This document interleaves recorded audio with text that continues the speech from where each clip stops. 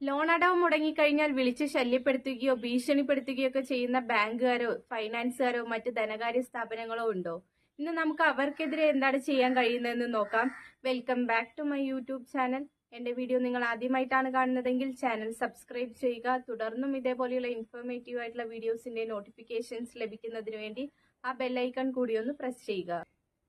Loan അടവിൽ മുടക്കം വരുത്തുമ്പോൾ വിളിച്ച് ശല്യപ്പെടുത്തുകയും ഭീഷണിപ്പെടുത്തുകയും ആളുകളെ അപമാനിക്കുകയും ചെയ്യുന്ന ധനകാര്യ സ്ഥാപനങ്ങളെ കുറിച്ച് എല്ലാവർക്കും അറിയാമല്ലോ. ഇത് അനുഭവിച്ചവരും ഉണ്ടാവാം. എല്ലാ ധനകാര്യ സ്ഥാപനങ്ങളും ലോൺ റിക്കവറിക്ക് വേണ്ടി റിക്കവറി ഏജന്റ്സിനെ നിയമിച്ചിട്ടുണ്ടാവാം. ഇത്തരത്തിൽ നിയമിച്ചിട്ടുള്ള റിക്കവറി ഏജന്റ്സ് ആണ് ആളുകളെ വിളിച്ച് ശല്യപ്പെടുത്തുന്നതും ഏത് വിധേനയും ലോൺ റിക്കവറി ചെയ്യുന്നതിന് വേണ്ടി ആളുകളുടെ പുറകെ നടന്ന് അവരെ അപമാനിക്കുന്നതും. ഇത്തരത്തിലുള്ള ധനകാര്യ സ്ഥാപനങ്ങൾ കാരണം ആളുകൾ ആത്മഹത്യയിലേക്ക് വരെ എത്തിയിട്ടുള്ളതിന്റെ വാർത്തകളൊക്കെ നമ്മൾ ദിനംപ്രതി കാണാറുണ്ട്. ഇത്തരത്തിൽ ധനകാര്യ സ്ഥാപനങ്ങൾ നിയമിച്ചിട്ടുള്ള റിക്കവറി ഏജന്റ്സിന് ലോൺ കുടിശ്ശിക തിരിച്ചടപ്പിച്ചു കഴിഞ്ഞാൽ കമ്മീഷൻ തുക ലഭിക്കുന്നതാണ്. ഈ ലഭിക്കുന്ന കമ്മീഷൻ തുകയ്ക്ക് വേണ്ടി എന്ത് മനുഷ്യത്വമില്ലാത്ത പ്രവൃത്തിയും ചെയ്യാൻ തയ്യാറായിട്ടുള്ളവരാണ് ഈ റിക്കവറി ഏജന്റ്സ് എന്ന് പറയുന്നത്. ഇത് കൂടുതലായും കണ്ടുവരുന്നത് ഓൺലൈൻ ആപ്പുകളിലും ഫൈനാൻസ് സ്ഥാപനങ്ങളിലും ഒക്കെയാണ്. ഇത്തരത്തിലുള്ള റിക്കവറി ഏജന്റ്സ് ആളുകളെ വിളിച്ച് ശല്യപ്പെടുത്തുകയും ഭീഷണിപ്പെടുത്തുകയും ചെയ്യാറുണ്ട്. ഇതിനു പുറമെ ഈ ലോൺ എടുത്ത ആളുകളുടെ കോണ്ടാക്ട് ലിസ്റ്റ് എടുത്ത് അവരുടെ ഫ്രണ്ട്സിനെയും ഫാമിലിയെയും വരെ വിളിച്ച് അപമാനിക്കുന്ന റിക്കവറി ഏജന്റ്സുമാരും ഉണ്ട്. അങ്ങനെ ആളുകളെ അത്രമാത്രം ബുദ്ധിമുട്ടിപ്പിക്കുകയും ഹരാസ് ചെയ്യുകയും ചെയ്യുന്ന റിക്കവറി ഏജന്റ്സിനെയാണ് നമ്മൾ കണ്ടുകൊണ്ടിരിക്കുന്നത്. ഇത്തരത്തിൽ അനുഭവങ്ങൾ ഉണ്ടായിട്ടുള്ളവർ അറിഞ്ഞിരിക്കേണ്ട ഒരു കാര്യം, നിങ്ങളെ രാവിലെ 8 മണിക്ക് മുൻപോ വൈകുന്നേരം 6 മണിക്ക് ശേഷമോ വിളിച്ച് ശല്യപ്പെടുത്താനോ ഭീഷണിപ്പെടുത്താനോ ഉള്ള അധികാരം ഈ ധനകാര്യ സ്ഥാപനങ്ങൾക്കില്ല.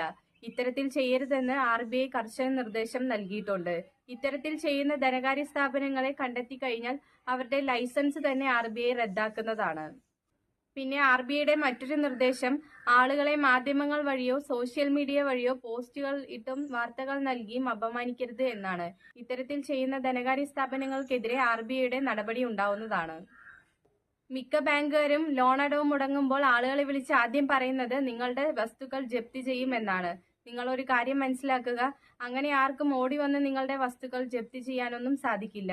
ജപ്തി നടപടികൾക്ക് അതിൻ്റെതായ പ്രൊസീഡിങ്സ് ഉണ്ട്. അതനുസരിച്ച് മാത്രമേ ജപ്തി ചെയ്യാൻ സാധിക്കുകയുള്ളൂ. അല്ലാതെ അവര് പറയുന്ന രീതിയിലല്ല ജപ്തി നടപടികൾ ചെയ്യുന്നത്. ഇത്തരത്തിൽ ആളുകളോട് മോശമായി പെരുമാറുന്ന റിക്കവറി ഏജന്റ്സ് ഉണ്ടെങ്കിൽ അതിന്റെ പൂർണ്ണ ഉത്തരവാദിത്തം ബാങ്കിന് മാത്രമായിരിക്കും. ഇത്തരത്തിൽ നിങ്ങൾക്ക് അനുഭവങ്ങൾ ഉണ്ടെങ്കിൽ നിങ്ങൾക്ക് ബാങ്കിംഗ് ഓംബുഡ്സ്മാന് പരാതി കൊടുക്കാവുന്നതാണ്. മാത്രമല്ല RBIക്കും നിങ്ങൾക്കൊരു പരാതി അയക്കാവുന്നതാണ്. മാത്രമല്ല മറ്റേതെങ്കിലും തരത്തിൽ ഇത്തരത്തിലുള്ള റിക്കവറി ഏജന്റ്സ് നിങ്ങളുടെ വീട്ടിൽ വരികയും സ്ത്രീകളോടോ കുട്ടികളോടോ ഒക്കെ അതിക്രമങ്ങൾ കാണിക്കുകയും ചെയ്തു കഴിഞ്ഞാൽ നിങ്ങൾക്ക് പോലീസ് സ്റ്റേഷനിൽ പരാതി കൊടുക്കാവുന്നതാണ്. അപ്പോൾ ഇത്തരത്തിലുള്ള റിക്കവറി ഏജന്റ്സിനെതിരെ എന്താണ് ചെയ്യാൻ പറ്റുന്നത് എന്ന് മനസ്സിലായെന്ന് വിചാരിക്കുന്നു. ഈ വീഡിയോ നിങ്ങൾക്ക് ഇഷ്ടമായാൽ ലൈക്ക് ചെയ്യുക, ചാനൽ സബ്സ്ക്രൈബ് ചെയ്യുക. തുടർന്നും ഇതേപോലെയുള്ള ഇൻഫോർമേറ്റീവ് ആയിട്ടുള്ള വീഡിയോസിന്റെ നോട്ടിഫിക്കേഷൻസ് ലഭിക്കുന്നതിന് വേണ്ടി ആ ബെല്ലൈക്കൺ കൂടി ഒന്ന് പ്രസ് ചെയ്യുക. മറ്റൊരു വീഡിയോയുമായി വീണ്ടും കാണാം. നന്ദി, നമസ്കാരം.